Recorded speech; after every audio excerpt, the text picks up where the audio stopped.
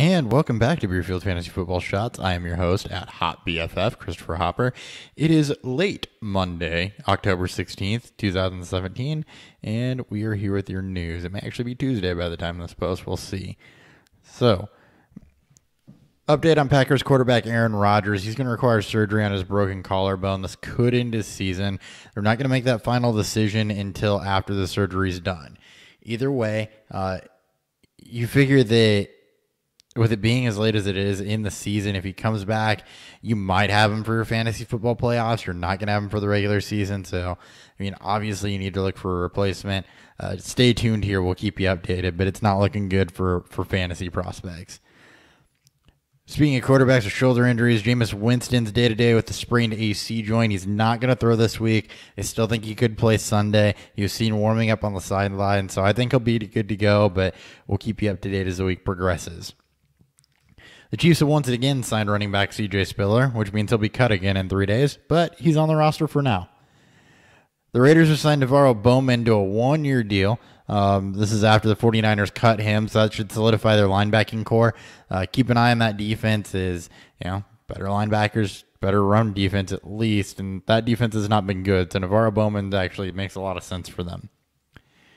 In Atlanta, Dan Quinn came out and said he's not satisfied with Julio Jones' usage at this point. I wish that Dan Quinn knew somebody that could maybe affect that a little bit.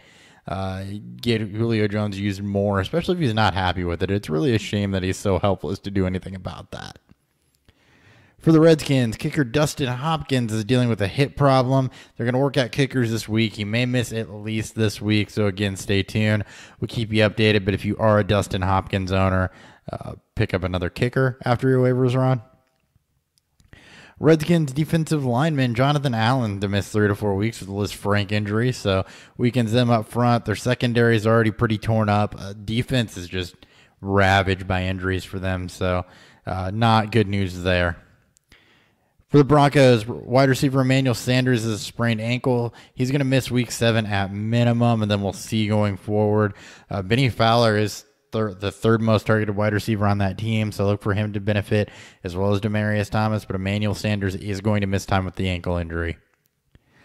The Vikings plan to activate quarterback Teddy Bridgewater from the PUP on Wednesday. This is great news after he sustained that terrible injury last preseason, missed all of last year, half of this year. So for him to be back at practice, that's going to be awesome. He may even see game action before the end of the year. We'll wait and see how Case Keenum does and what the outlook is for Sam Bradford, but just good to see Teddy back as a fan of the NFL, even if it is for the Vikings. John Ross is back at Bengals practice for now. He'll have another hamstring injury in 3 days. He's not fantasy relevant.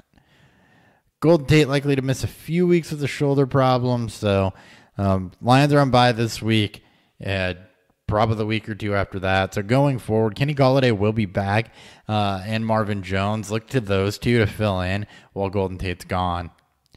Jordan Matthews is yet to catch passes with his surgically repaired hand, so he's still a ways off. Not that Bills pass catchers are attractive, and they don't have any of them left. So not good news there, but just stay away from that passing game.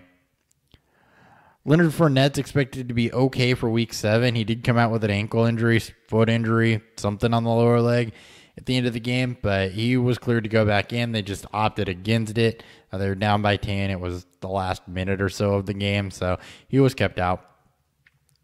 At the end of the Monday night game, Robert Turbin sustained an arm injury and did not return to the game, so keep an eye on that. And any injury to Turbin is good news for Marlon Mack, good news for Frank Gore, though, also. So keep an eye on the Robert Turbin injury. Broncos rookies Jake Butt and Chad AK-47 Kelly to return to practice this week. The Broncos need tight end help. Derby's done it, but not done it great. Butt's more of your classic move tight end. He was at Michigan, so if he starts to work in, keep an eye on that, especially with tight ends being a mess. Chad Kelly, more dynasty relevant than anything. He was Mr. Irrelevant, off-field issues withstanding, but he did show a lot of talent in college. Mike McCarthy shot down rumors about bringing in Colin Kaepernick, which is good because, you just don't need the distraction. He said he's got 3 years invested in Brett Hundley, so you want to see what he can do first. If they start to struggle, they may revisit this, but I don't want to talk about Kaepernick, and I don't want to get political, so just know that they're not going to sign him, despite the news articles that are going to kind of come out for the next week saying, hey, the Packers need to sign Colin Kaepernick.